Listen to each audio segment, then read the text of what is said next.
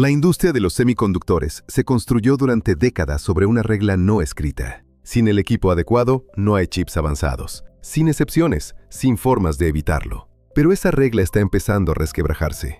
La empresa a la que se le negó el acceso a las tecnologías más importantes del mundo ha anunciado un enfoque que potencialmente le permite sortear el concepto de proceso de fabricación avanzado, sin las máquinas que se consideraban absolutamente indispensables. Si los números mencionados resultan ser reales, esto no es solo un logro de ingeniería. Es una reescritura de las reglas de un juego en el que el ganador parecía estar decidido desde el principio. Durante aproximadamente 6 décadas, toda la industria tecnológica ha avanzado a lo largo de una única línea de desarrollo. Los transistores se reducen, los chips se vuelven más rápidos. Los chips se vuelven más rápidos, las computadoras se vuelven más potentes. Las computadoras se vuelven más potentes, el mundo cambia. Esta idea se conoció como la ley de Moore y funcionó con tanta consistencia que la industria casi la trató como una ley de la naturaleza.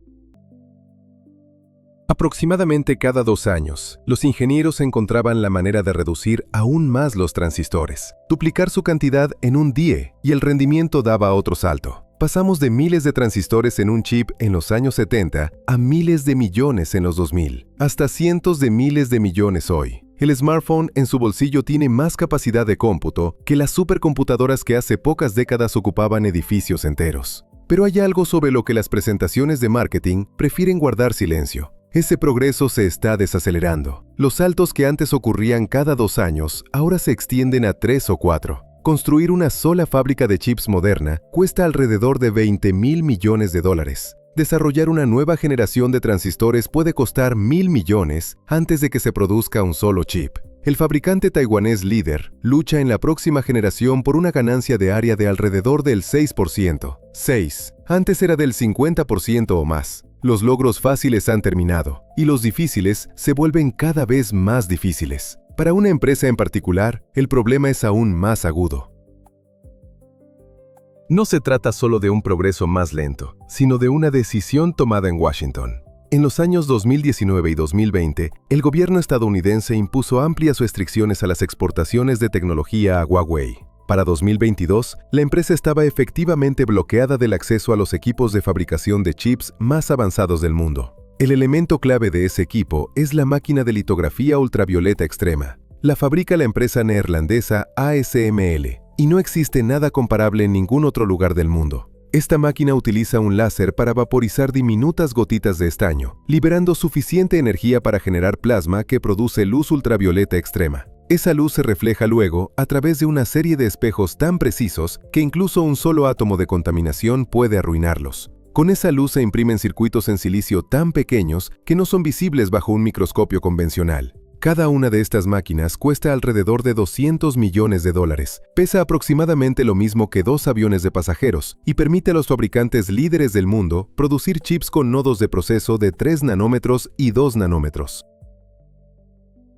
Huawei no puede comprarlas. El fabricante de chips chino, SMIC, que produce chips para Huawei, tampoco. Entonces, ¿qué se hace cuando la herramienta más importante de la industria está fuera de alcance? Se busca otro camino. SMIC ha realizado un trabajo impresionante con equipos más antiguos. La empresa utiliza máquinas de litografía ultravioleta profunda con un tipo de luz menos potente. La DUV nunca fue diseñada para fabricar chips tan miniaturizados como los que SMIC logra hoy. Para sortear esta limitación, se utiliza una técnica llamada patterning múltiple. En lugar de imprimir un patrón complejo en un solo paso, se divide en varios pasos más simples, cada uno ejecutado por separado, y luego todo se alinea en conjunto. Imagínese pintar una imagen detallada aplicando un color a la vez. Gracias a una pura perseverancia de ingeniería, SMIC ha alcanzado un nivel equivalente aproximadamente a un nodo de proceso de 7 nanómetros. Eso es verdaderamente impresionante, pero cada paso adicional aumenta los costos, la complejidad y la probabilidad de errores. Y este enfoque tiene un límite.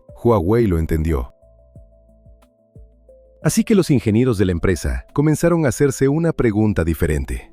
¿Y si el tamaño del transistor no es la única forma de mejorar un chip? Aquí hay un dato sorprendente que cambia toda la perspectiva. Las computadoras modernas están cada vez menos limitadas por la velocidad de conmutación de los transistores. El principal cuello de botella hoy es el tiempo que se necesita para mover información dentro del chip. El cálculo en sí ya no es el cuello de botella. La transferencia de datos sí lo es. Según Huawei, en los sistemas informáticos modernos, más del 80% de la energía se destina a mover datos y no al cálculo real. El chip pasa la mayor parte de su tiempo como mensajero, no como matemático. Para entender por qué, imagine un chip como una ciudad. Una ciudad diminuta con cientos de miles de millones de trabajadores minúsculos apiñados en un espacio más pequeño que una uña. Esos son los transistores. Realizan cálculos, pero están conectados por una red de carreteras metálicas, conductores que recorren más de 20 capas dentro del die. Cada vez que una señal viaja a lo largo de uno de esos conductores, ocurren dos cosas que la ralentizan. Primero, el cable resiste el paso de la señal eléctrica, de manera similar a como un tubo estrecho ralentiza el flujo de agua. Segundo, el cable se comporta como un diminuto condensador que debe cargarse y descargarse cada vez que pasa una señal. Los ingenieros llaman a esto retardo RC. Cuanto más largo es el cable, más fuertes son ambos efectos. Por eso las frecuencias de reloj de los procesadores apenas han cambiado en los últimos 15 años. No estamos limitados por la velocidad de los transistores, sino por la velocidad de las señales que viajan entre ellos.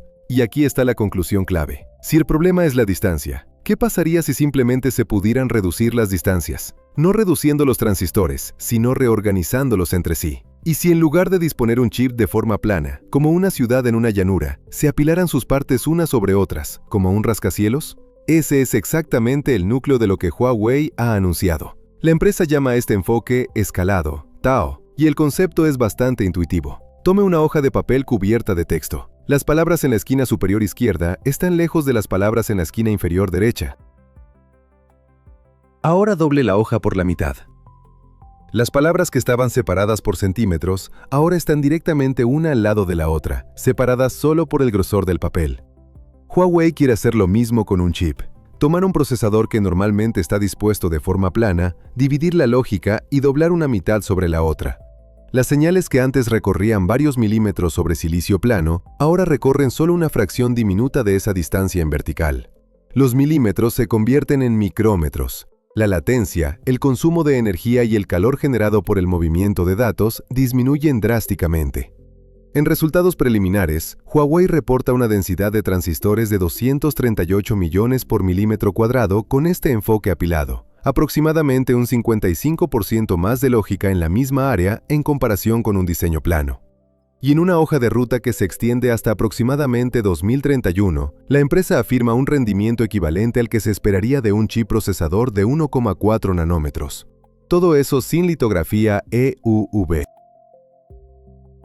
Vale la pena detenerse aquí, porque muchos titulares de prensa han interpretado mal esta afirmación. Cuando los fabricantes de chips hablan hoy de nanómetros, esos números son más una etiqueta de marketing que una medida física. Huawei no afirma haber desarrollado un nuevo tipo de transistor con un tamaño de 1,4 nanómetros. La empresa dice que, apilando dos capas de chips existentes una sobre otra, puede colocar suficientes transistores en una determinada área para competir con lo que se denomina un chip de 1,4 nanómetros. Eso sigue siendo impresionante, pero es un tipo diferente de logro. Una técnica a nivel de sistema, no un avance a nivel de transistor. El verdadero avance, si realmente se materializa, está en otro lugar. En un número que ha captado la atención de todos los ingenieros de semiconductores. No 1,4 nanómetros. Otro número, 1,5 micrómetros. Ese es el bonding pitch objetivo para las conexiones entre las capas del apilamiento. Cuando dos chips se apilan uno sobre otro, deben intercambiar datos constantemente, miles de millones de veces por segundo. Esta comunicación se realiza a través de diminutos pads de cobre que conectan directamente las capas. Cuanto más pequeños son estos pads y más densamente están empaquetados, más conexiones caben y más rápido se puede transferir la información. La distancia entre estos pads se denomina bonding pitch. Hoy, el mejor valor a nivel mundial es de aproximadamente 9 micrómetros. Ese es el pitch que AMD utiliza en sus chips de memoria tridimensional. TSMC e Intel están aproximadamente en el mismo rango. Huawei apunta a 1,5 micrómetros, 6 veces más pequeño que el récord mundial actual. Pasar de 9 micrómetros a 1,5 no es un paso pequeño. Requiere nuevos equipos, nuevos materiales, nuevos procesos y nuevos métodos para verificar la calidad de las conexiones. Un salto así normalmente tarda una década en avanzar de forma gradual en la industria. Si Huawei lo logra, con suficientes conexiones entre las capas, dos chips apilados dejarán de comportarse como dos dispositivos separados y comenzarán a funcionar como un único procesador denso. el límite entre ellos desaparecerá desde el punto de vista del rendimiento. Pero aquí es donde la física entra en la historia. Los chips de memoria funcionan a temperaturas relativamente bajas, solo almacenan datos. Los chips lógicos son una historia completamente diferente. Conmutan miles de millones de veces por segundo y cada conmutación genera calor. Multiplicado por cientos de miles de millones de transistores, eso es mucho calor. Actualmente, ese calor escapa a través de las superficies superior e inferior del chip hacia un sistema de refrigeración. En los centros de datos, ese sistema puede ser enorme. Pero el primer objetivo de Huawei para esta tecnología no es un chip de servidor, es el procesador móvil Kirin. En un smartphone no hay ventiladores, ni refrigeración líquida, ni espacio para nada de eso. Hay una delgada placa metálica y quizás una pequeña lámina de grafito. Y el dispositivo está en su mano, así que no puede calentarse demasiado. De lo contrario, resulta incómodo de sostener. Cuando se coloca un chip lógico caliente sobre otro, el calor de la capa inferior no tiene salida. La capa superior lo retiene. Se obtiene un diminuto sándwich térmico y el relleno se quema. Ese no es un desafío de ingeniería menor. Es uno de los problemas físicos más difíciles de la industria en este momento. Algunos grupos de investigación están estudiando materiales con mejor conductividad térmica o microcanales en el propio silicio para bombear refrigerante. Pero ninguna de estas soluciones ha sido demostrada aún a escala de producción masiva. La respuesta al problema térmico es exactamente lo que determinará si el escalado Tau es una hoja de ruta real o simplemente una presentación impresionante. El anuncio es real. Los desafíos de ingeniería son reales. El resultado es desconocido. Ahora, el panorama más amplio. Incluso si todo funciona, ¿qué cambia realmente? La ley de Moore era única en el sentido de que hacía los chips mejores y más baratos al mismo tiempo. Cada generación ofrecía más rendimiento a un menor costo por transistor. El escalado Tau no funciona así.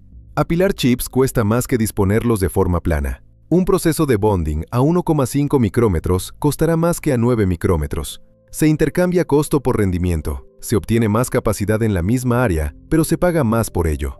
En un mundo donde el escalado tradicional se ha desacelerado, cualquier camino hacia el crecimiento del rendimiento es valioso. Pero es un tipo diferente de progreso. Vale la pena mencionarlo. Huawei no está sola en esta dirección. AMD ya apila memoria sobre lógica. La memoria de alto ancho de banda apila múltiples dies uno sobre otro. Intel y TSMC tienen sus propios programas de empaquetado tridimensional. La industria ya se estaba moviendo en esta dirección. Huawei simplemente está impulsando ese movimiento con más fuerza y rapidez, en parte por necesidad, en parte porque la empresa tiene el talento de ingeniería para intentarlo. La hoja de ruta de la empresa se extiende hasta aproximadamente 2031. En ese tiempo, muchas cosas pueden cambiar.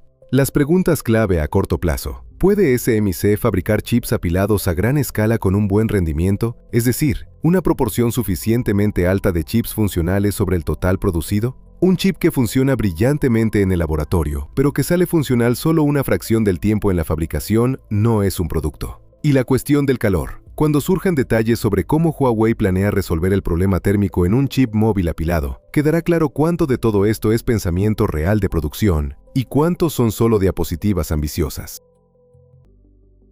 Si se alcanza el bonding pitch de 1,5 micrómetros, otras empresas querrán lo mismo. TSMC e Intel acelerarán sus propios programas. La carrera no terminará, simplemente se trasladará a una nueva arena.